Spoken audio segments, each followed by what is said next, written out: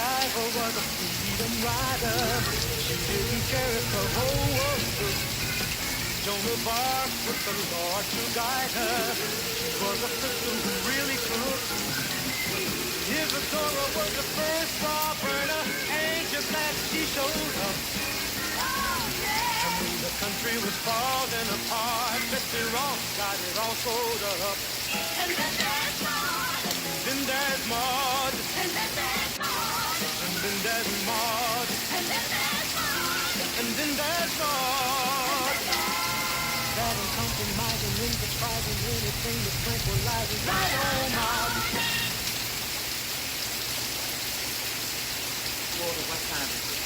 6:45. What's so important? What time it is? Carol isn't here. Dinner is waiting. She knows I have to go to the hospital tonight to see Eleanor Halsey, and visiting hours are from 6 to 8. Eleanor Halsey? I didn't even know she was sick. Sick. Poor thing, she's having a hysterectomy. Oh, is that all? I mean, they do hysterectomies like tonsils today. She'll be fine. I'm sure Eleanor will be relieved of this. Especially from a Maytag dealer. Ordered at 7. For that matter. Probably forgot it too. Oh, well, howdy, ma'am. Happy to see you looking so fine this evening. I'm trying to win me a 4-year scholarship to one of the better Eastern colleges. Oh, well, before you think about college, I think you should learn how to read. That sign says no soliciting. Oh, this isn't a solicitation, ma'am. Oh, no. You see, some of us veterans from Vietnam are competing this year contest. And the way we win... Vietnam? Were you in Vietnam? Well, so was I. For 2 years as a foreign correspondent. Tell me, what unit were you in? Because I know every single unit.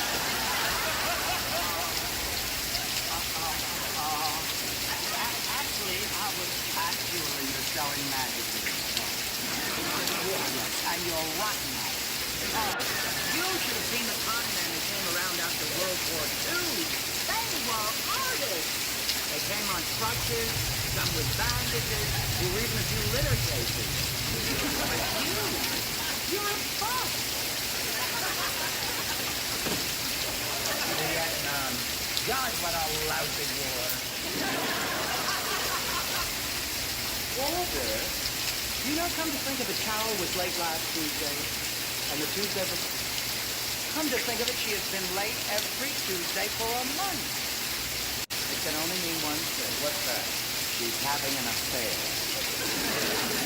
Maude, why is it the first thing that pops into your mind an affair? Maybe she joined the bowling club at work. Carol, bowling.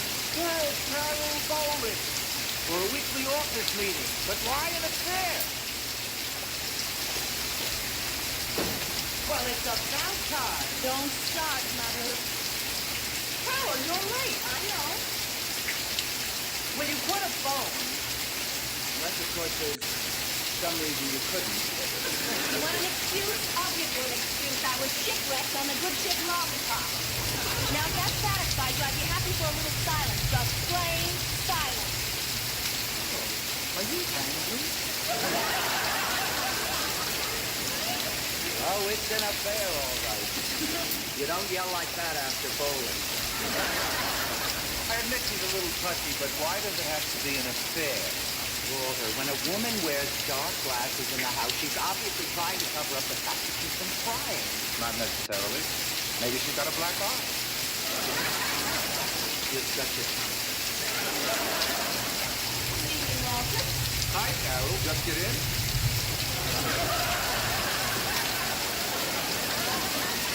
Mother Philip's not in his room. Where is he? Oh, I forgot. He's having dinner over at Pablo's house tonight. Carol. Have you been crying? Carol, why are you wearing dark glasses in the house? Aren't you going to the hospital to visit Eleanor Halsey? No, that can wait till tomorrow. Walter says there's nothing to worry about.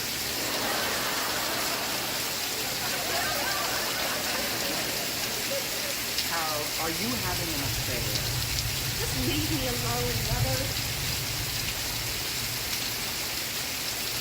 But that defies reality, Carol. You are not alone. Mother is here. Carol, you have been trying. Mother, for the last time, will you bug off? Bug off. Now, that can't be what they meant when they wrote from the mouths of babes. No, not bug off. Want to see if I've been crying? There. You see? You bet I've been crying. Oh, you were always such a happy child. Sure, Mom, that's why I cry all the time. I'm so happy. If I'm not being happy, I'll be having an anxiety attack. Wait a minute. I'm beginning to get the whole story. Late every Tuesday, crying, anxiety. Carol, you're seeing a psychiatrist. Right.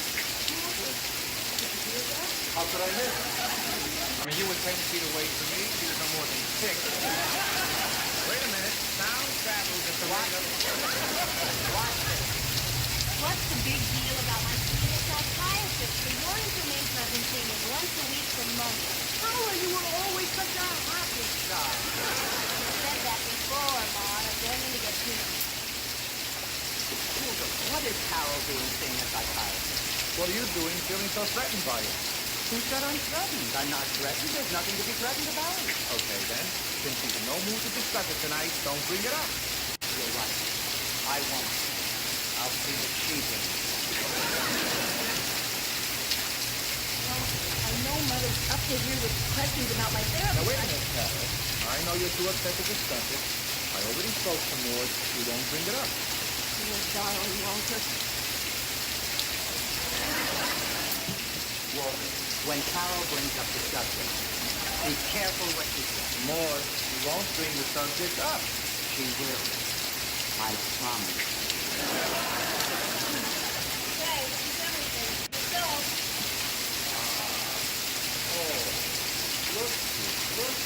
Looky.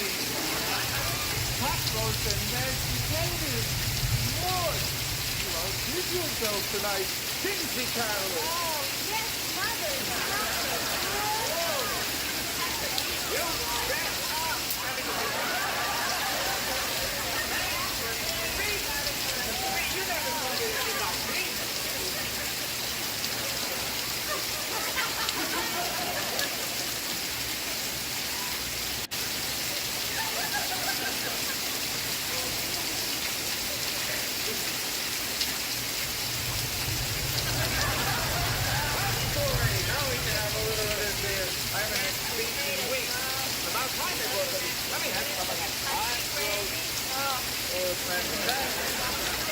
Now, wait a minute, Carol. Will you please wait a minute?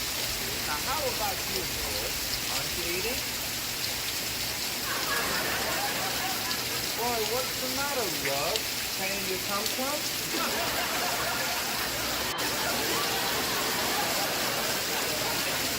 Are you going to eat anything at all, Mother?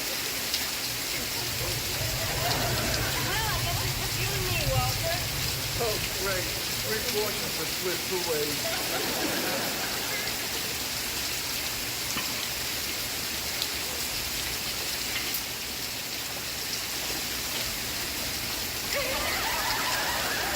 All right, Mother, that does I it. didn't bring it up. Didn't bring what up? Your psychiatrist. I didn't mention him. I didn't say a word. All right, Mother. I've been in therapy 3 months. The medical plan at the office pays for it. The doctor's a graduate of NYU, and his name is Bayard Stern. That's good. You know, Freud was Jewish, too. They make the best psychiatrists. Dr. Stern isn't Jewish. Oh, really? Oh, well, they make good psychiatrists, too. Well, that's the whole story. Except for one thing. I was a good mother. Probably. What do you mean, probably? Well, there's a lot I just don't remember, that's all. Maude, you have nothing to worry about. You're pro-psychiatry, remember? You've always been pro-psychiatry. So no matter how Carol comes out with her therapy, notice she'll come out of it stronger, healthier, and loving you all the more. What do you mean there's a lot you don't remember? Mother, I'm not going to discuss my therapy with you. Dr. Stern said it would get us nowhere. Well, of course, Dr. Stern would say it because you only tell him the bad things. The good things you don't even remember. Carol, I was a model mother. Okay, you were a model mother. Remember when you were a child? and we lived in Everett, Massachusetts. I don't remember that. Walter, you remember that. I didn't even know you then. Walter, leave me alone! How about when you were going into the first grade, your first day of school? Oh, you cried like a baby. They called me from school at 10 o'clock in the morning to come pick you up. You know what I did? I sat there with you all day. And the next day, too. The only mother in the class. On those tiny chairs. I don't remember that either. You don't remember? You knock your brains out for them and they don't remember. Mother, I don't remember anything between the ages of 3 and 10. That's 7 years, Carol. That's when I was the best mother in the world. Oh, Carol, search your mind. When you were 3, 4, 5, among all those dinky little 3-foot kids, don't you remember one tall, striking woman who seemed to be hanging around a lot? No, I'm sorry, Mother. It's a block. The whole period is one big void. And you're trying to tell me that that psychiatrist is helping her? Yes, whether you believe it or not, Mother, try and understand me. One of the reasons I'm in therapy is so I can learn to deal with my problems alone, by myself. I do not want your help. But that's ridiculous. No, one of the reasons I should have moved out of this house a long time ago. Carol, you want to move? Then move. You mean that? No. Well, that's exactly what I'm going to do. Carol, you can't move. Yes, I'll start looking for an apartment tomorrow. Carol, everything's perfect for you here. You save money, and Walter and I are great babysitters for Phyllis, and you have your freedom. That's why you moved in here after your divorce. So, Walter, please put some sense into it. Oh, she's a responsible adult. If she wants to move, let her move. I knew I could count on you. I have a good mind to go to see your Dr. Stern tomorrow and tell him he's breaking up my home. Where are you going? To phone some friends about an apartment. Carol, if you leave this house under these circumstances, you need never come back. All right, then, I won't.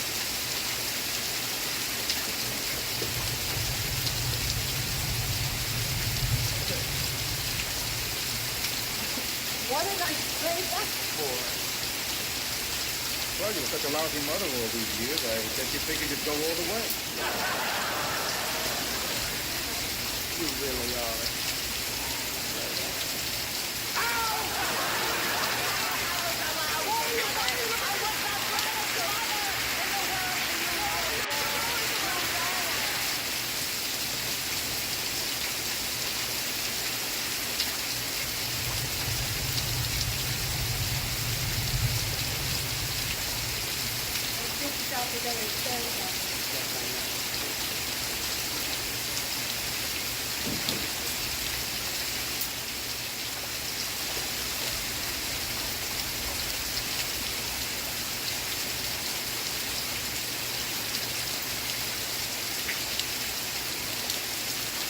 I'm 11 o'clock Wednesday.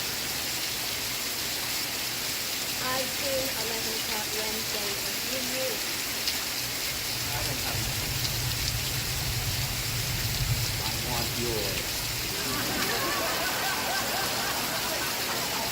But You see, the terrible thing is that I really don't have any plan of action. But then how could I have? I mean, I didn't know who was going to be here. I mean, there was no way I could know who would be here. You could see that thing. I see that, yes. They give me the house. No. I'll buy it from you. No. I will make you rich beyond dreams of avarice. I don't care. You didn't understand that, did you? No. And neither did I. I read it in the book. Tell me, is Dr. Stern usually on time? Yes, he's very punctual on the dot. Listen, obviously this means a great deal to me, or I wouldn't be here. You do know that, don't you? Yes. Then listen to me. I want you to want me to have this house.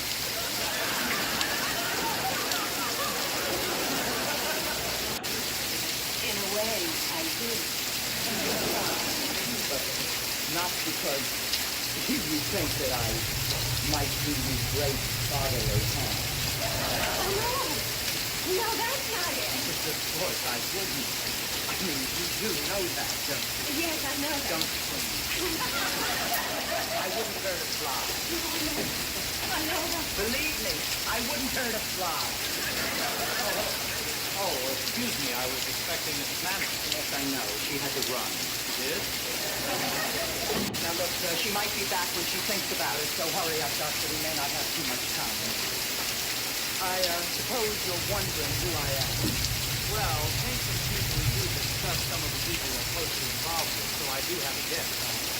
Take your best shot, Doctor. Mrs. Findlay, Harold's mother. Bullseye. Now, Mrs. Findlay, if the reason you came to see me is to discuss your daughter, I would have to have her permission first. I mean, that is part and parcel of our therapeutic relationship. And you do understand, don't you? Certainly. Now, here's what I want to talk to you.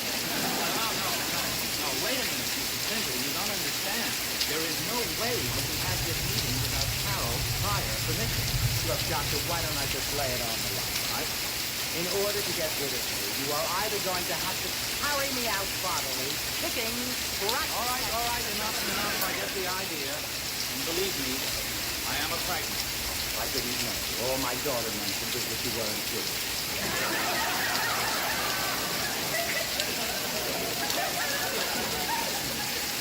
I see you don't eat the cat. No, I don't believe it. Freud used the cat, but then he dealt mostly in sex. Whereas you deal mostly in home wrecking. I don't think I quite understand, Mrs. Findlay. Doctor, my daughter Carol threatened to leave home last night. Obviously, you put her up to it. Oh, no. Carol is perfectly capable of making her own decisions. I mean, what makes you think I could have such control over her? Because she has always been a rational, clear-thinking person like her mother. But last night when she told me she was leaving home, that was not my Carol. Doctor, the things she said, what are you writing? Oh, it's just a notation. Go right on. Doctor, I've seen enough movies to know that when a psychiatrist picks up a pencil, he is not leaving a note for the missus. Now, what is it? Well, all right. It's just that I've noticed that ever since you've been here, you have never referred to Carol as Carol. I mean, several times you've used the phrase, my daughter. A moment ago you said my Carol, but it's never been just plain Carol. So what's that supposed to make me? Over-possessive, I suppose? No, I didn't say that.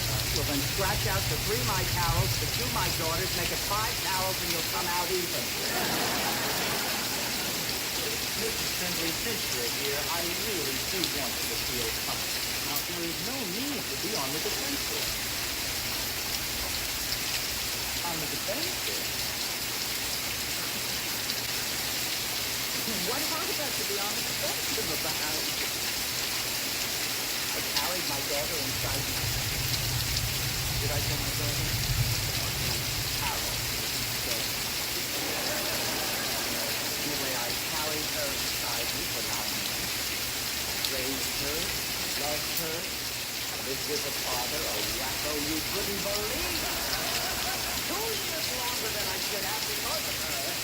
Take back that word defensive, because I am taking back the right to call my daughter my Carol anytime I feel like it.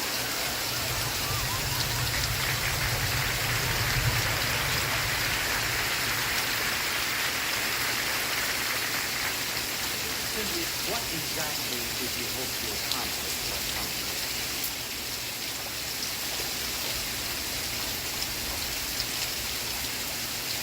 I don't want Carol. Not outside. You mentioned her father. That was your first love? No. Right now you're married to your third? No, Walter's my fourth.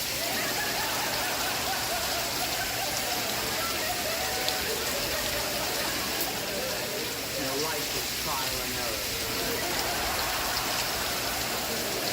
Actually, the only reason I married in the first place was to get out of the house and away from my mother. You write that and I'll call you Lefty.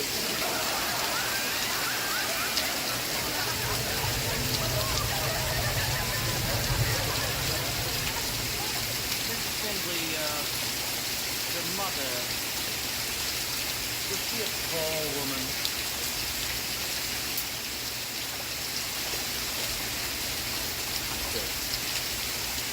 no intention of going through my life history with you. I did not come here for therapy for myself, so there is nothing on my heart that I have to unload to you. And if you can't see that, then I think you're a terrible psychiatrist, and I think you act ridiculously.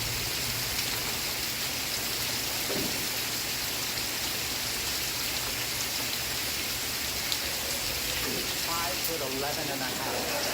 Nothing feet. You have a voice.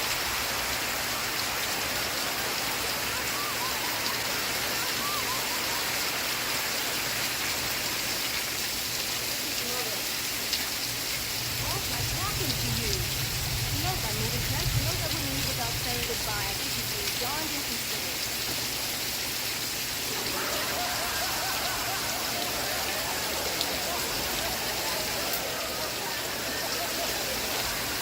Well, it's about time.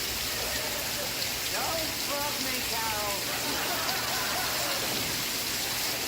Do you know how late you are? I don't know where I've been. All right, I'll tell you where I've been. I've been driving Mount Rushmore to college. Mother, have you been crying? No, I have a black eye. I think she's having an affair.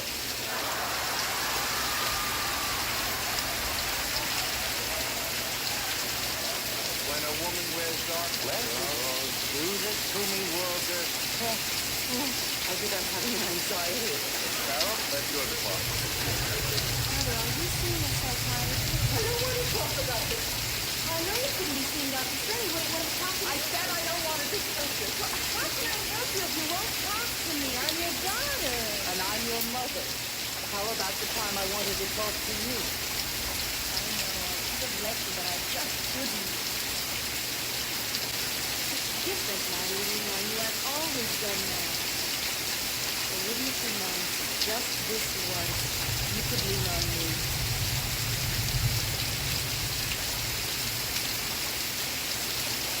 It doesn't come easily, Carol. I know that. You've always maintained that hard, trusty exterior. But inside...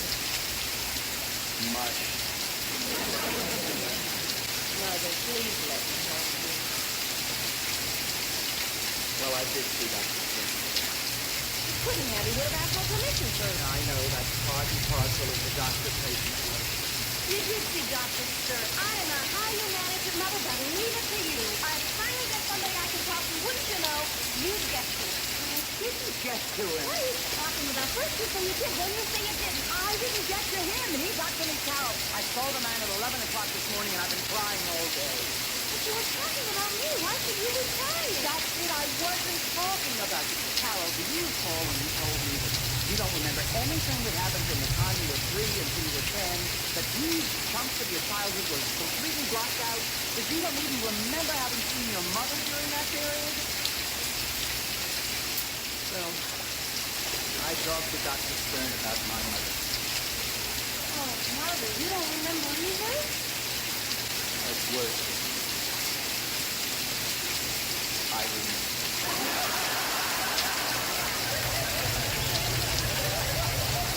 Oh, boy, do I remember.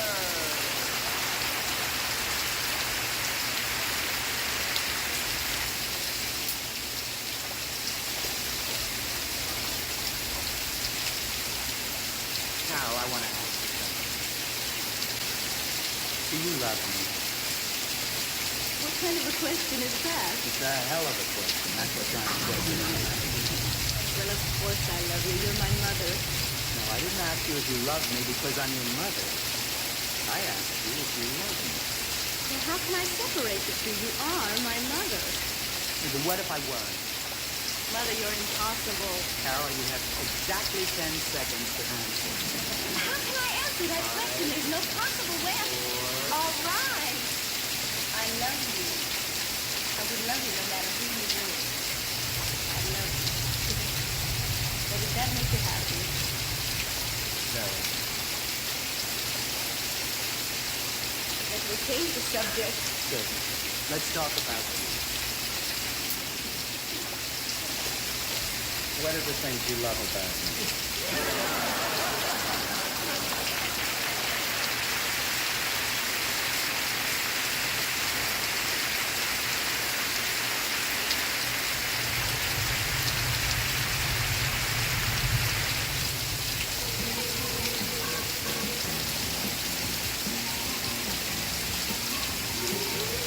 recorded on tape before a live audience.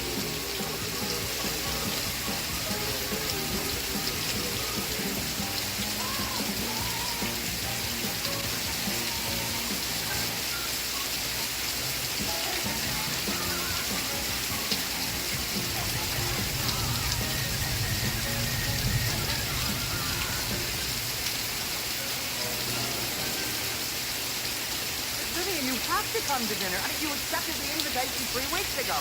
Look, out with it, Vivian. Now, what have I done that's making you behave this way? You've been avoiding me all week. You won't even talk to me on the phone, and now you say you're not coming to dinner. Viv, I made our favorite. Beef stroganoff. Yeah. Like I always do, Vivian, because you love it. Because you always ask for it. What do you mean you're sick of it? Listen, Vivian, your behavior. Vivian, don't hang up. At least I don't have to eat that damn beef stroganoff. Maude! Oh, Walter, having your home. I have a terrible problem. I have to talk to you. Wait a minute, Maude. First, I have a problem. I have to talk to you. Yeah, but mine isn't important. So is mine. I've been thinking about it all the way home. First, I'll tell you my problem. Then you tell me yours. Then we'll vote and decide whose is the most important. And if we win, then you can tell me yours too. That sounds fair. Go ahead. It's Vivian. Walter, she's been avoiding me all week. She won't even talk to me on the phone, and I don't know why. Oh, that's terrible. I think I was going to bother you with my problem. What is your problem? Maude, was you and Vivian on the out? Walter, now the most important thing to me is my husband. I mean, if you have an important problem, I want to hear it.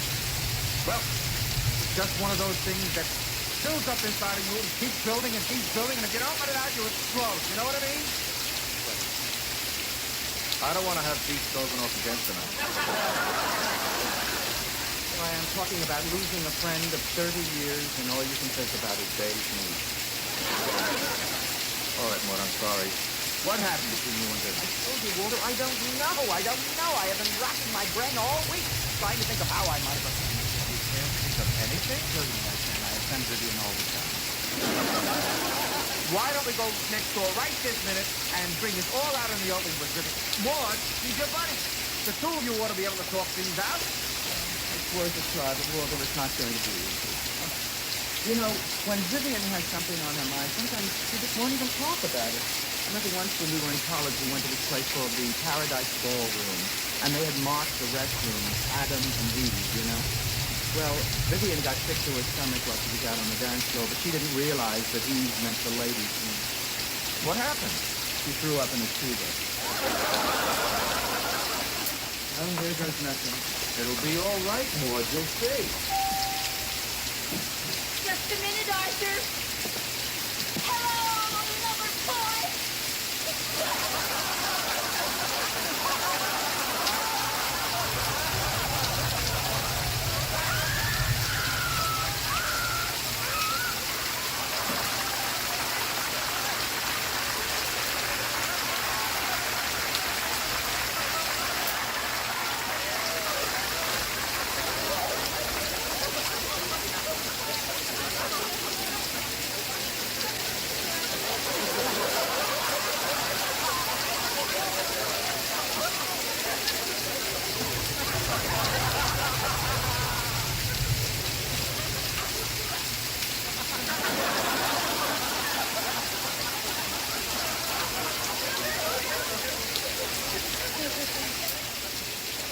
Was Vivian wearing saran wrap under that one?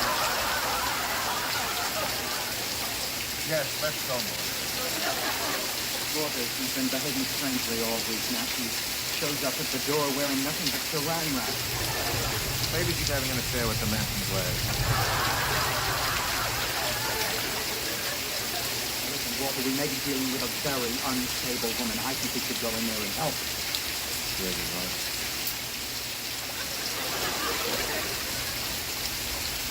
Vivian? Vivian?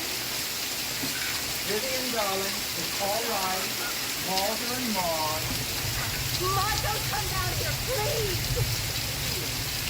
Vivian, we're your friends. She's drinking. I God.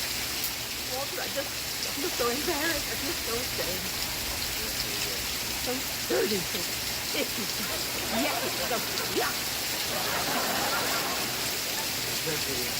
Easy, so sweaty, so grimy. Vivian, I want you to tell me the truth. Have you turned into a closet drinker? Oh, no. Just that you rang the doorbell at exactly 5:05. Oh, well, for the past week, Arthur's been coming home at exactly 5:05. And he rings the doorbell. And I answer it. And there's a costume.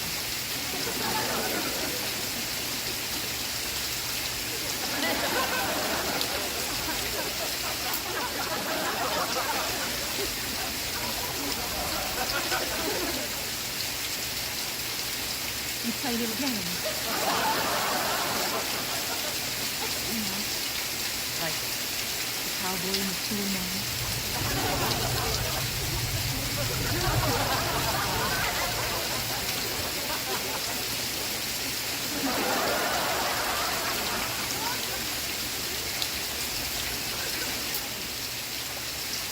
You're playing Randy? What game is the run? Leftovers.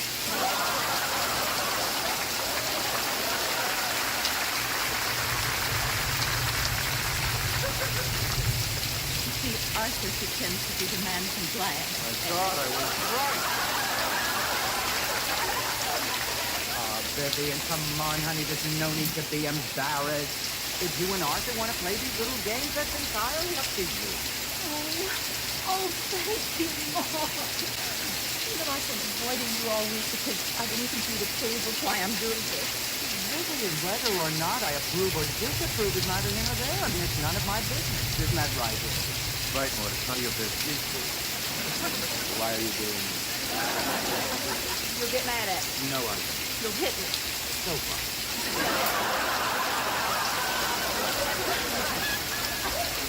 Well, for some reason, all the fun seemed to be going out of our marriage. We were just becoming a couple of old fuddy-duddies.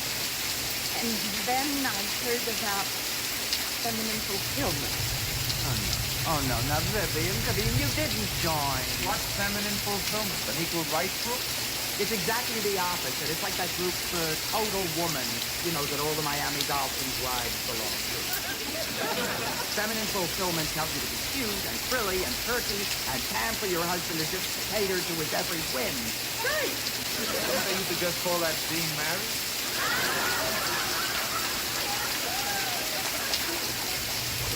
That explains everything. The martini picture waiting for him, his pipe and slippers next to his favorite chair. What's this for? Oh, no, don't touch that, please. That's Arthur's evening paper. It's all cut up. Well, I know. I cut out all the articles that Arthur will want to read, and then I stacked them up according to their importance. You know what's on top, baby? Snoopy. Isn't this absolutely ridiculous? All right. What a neat idea. I think I'll get the door. I want to tell you something, Mark. In the week that Arthur and I have been doing this, I have felt more happiness and peace. Oh, Walter shouldn't get the door. That's Arthur.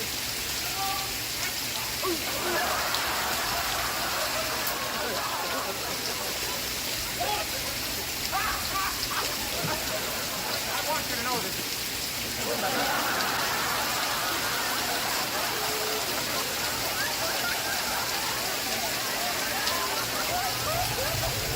These are the clothes I wear down to Hudson. That's okay. They know all about feminine fulfillment, Arthur. Oh, fine. Arthur, you never mentioned it to me. Well, why should I? It's personal. It's a private You see, thing. Walter? Even Arthur knows how demeaning feminine fulfillment is. He was ashamed to say it. Oh, no, that's not it. I just didn't want to make poor Walter jealous. The poor slob.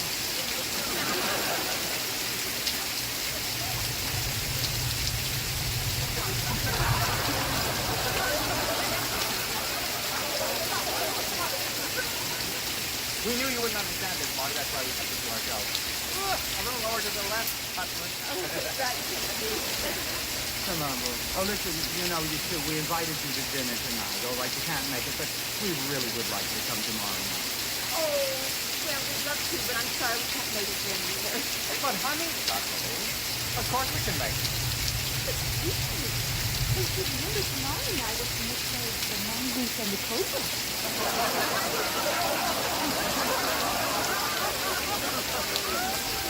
We're going to accept the invitation. We can't let Maude Walter down, dear Scott. Whatever you say, landloin. So that's great. And we'll expect you tomorrow night at 7. Come on, Richard.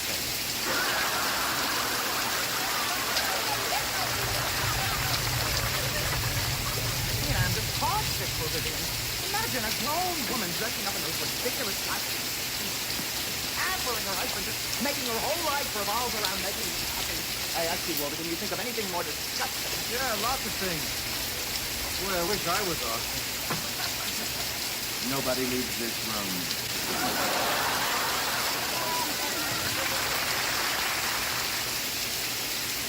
Say that again, Walter. I dare you. Maude, all I meant was that I can think of a lot of things more disgusting than what Austin and Vivian are doing. Walter, Vivian is my best friend for 30 years. Now, what she is doing is degrading and humiliating, and when I come back, remind me where I was. Yes. Excuse me, ma'am. Have you taken it to yourself, Susan?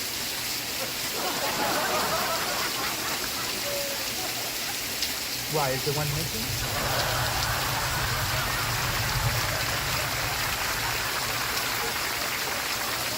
Ma'am, our religion wants people to be happy because they're alive. Now, we're asking folks to wear this button. It's free. Say thank you if you're glad God made you. It's very sweet. Thank you. Of course, if you care to make a contribution, we appreciate it. Well, I'll tell you, this is such a happy, upbeat message that I'd like to give you a donation. I'll be right with you. Ma'am, you need for cash. Here's $5. But tell me, why don't you take checks? Oh, well, you see, we just formed a religion this afternoon. Haven't come up with a name yet.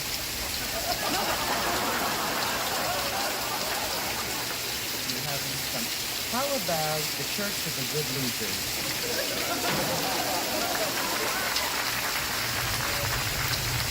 Degrading, humiliating, and a disgrace to modern womanhood. Maude, why don't you take this back? This feminine fulfillment works for some people. I knew it. You want us to do it. Why don't I know it's not for us? I mean, I'd never expect you to be feminine.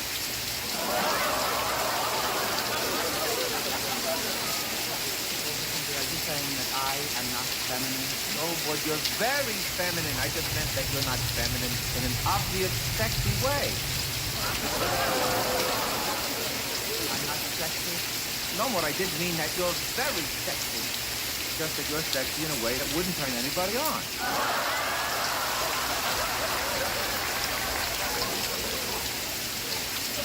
Oh, my God. You live with a man. You cook his meals. You iron his shirt. You even pretend to love his dumb little mustache. You think you know him, but tonight I found out.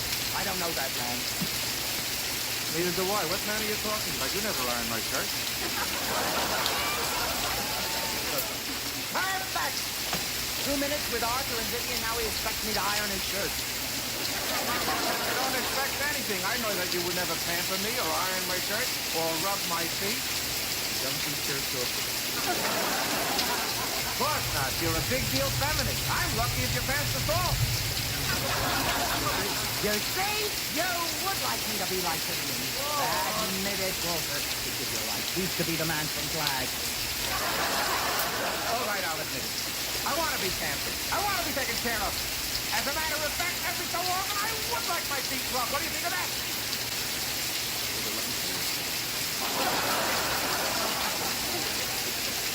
Walter, one time, my second husband, Chester, went on a ski trip without me. I was furious. But then I got a call that he had had an accident on the slope. When I got to the hospital, he was in traction. I mean, it was terrible to see Walter. Both legs and past, to the ankle. He called me over to bed, and he whispered, Maude, just rub my feet. It'll make me feel something. Yeah. I didn't do it for him. Why should I do it for him?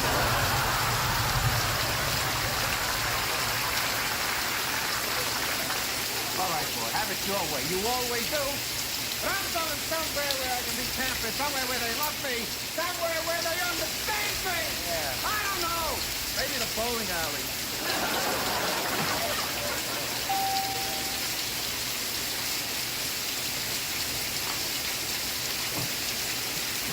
Good evening, Maude. Hello, Arthur. Oh, I'm just so glad you could make it tonight. And honey, I really want to apologize for yesterday. I promise tonight I will not say anything nasty or derogatory. How do you like the way I look? Don't touch me, Vivian. Arthur, oh, buddy. Hey, how you doing, buddy? Vivian, you look like dessert. Maude, how's it going?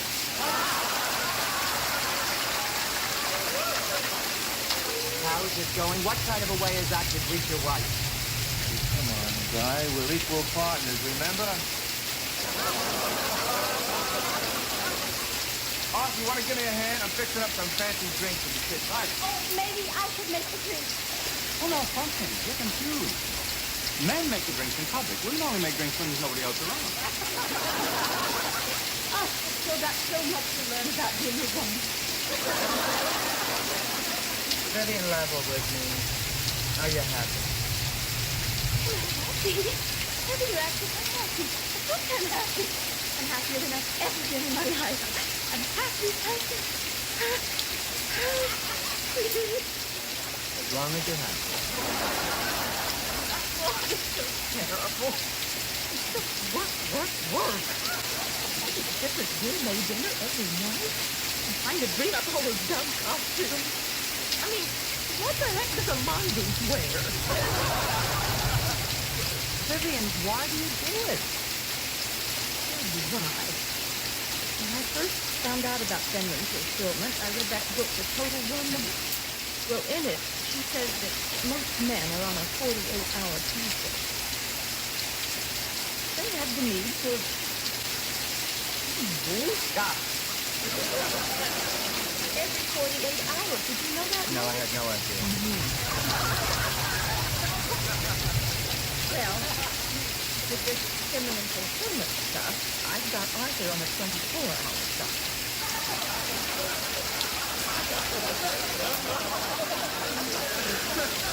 Lord. Yes.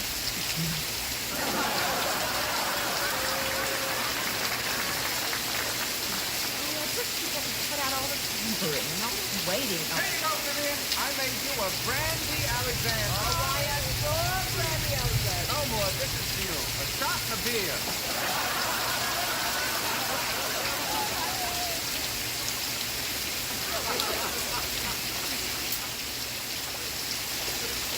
You know what I always say? If a woman can't stand the heat, she should stay in the kitchen. That does it. If he wants feminine fulfillment, he is going to get feminine fulfillment. What are you going to do? I'm going to give Walter the surprise of his life. Oh, boy, Arthur, you lucky duck. Yeah, it's going pretty well, Walter. Every night when I get home, Vivian has my pipe, my slippers ready. She has my martini all made. She even rubs my feet. Oh, lucky duck. You ever-loving lucky duck. Oh, yeah. Ever love her. Always love her. Constantly love her. Arthur, what's the matter? It's nothing. Arthur, this is me you're talking to. Well, doggone it, Walter. No system of marriage is perfect. What do you mean? Well, see, Vivian has become very romantic. You know? So romantic that... Well, let's just say I never get to watch Johnny Carson anymore. Never! I'm in awe. Billy doesn't seem to understand that most men are on a 48-hour cycle. Yeah? Yeah. Robert? I think my cycle is 72 hours. Arthur, I'm still in awe. Too much romance can kill you. Come on. Yeah, a lot of the doctors down at the hospital are trying to get their wives to cool it on this feminine fulfillment stuff. No, I mean, if it keeps up this way, we're going to be dropping like flies.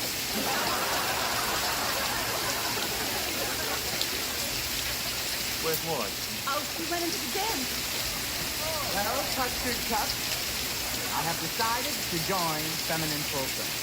And are you in for a treat? More wait! What is that, the red rat? That's right, bucket bread.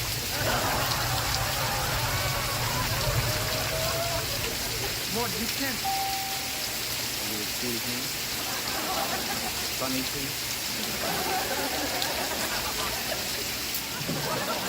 Why, Mr. Greenblatt. Finley, I just returned to London. Oh, thank you. Oh, Mr. Greenblatt. Thank you.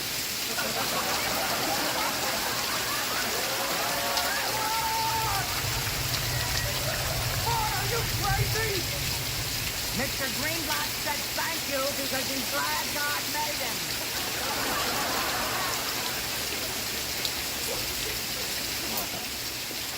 I'm sorry.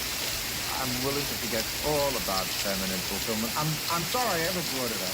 Like turtle shade. All I want to do is give you the perfect marriage. No way. I'm not going to end up with Arthur's complaint. Oh, Sid, what did you say to him? Vivian? I don't know how to tell you this. But I can't stand much more of this.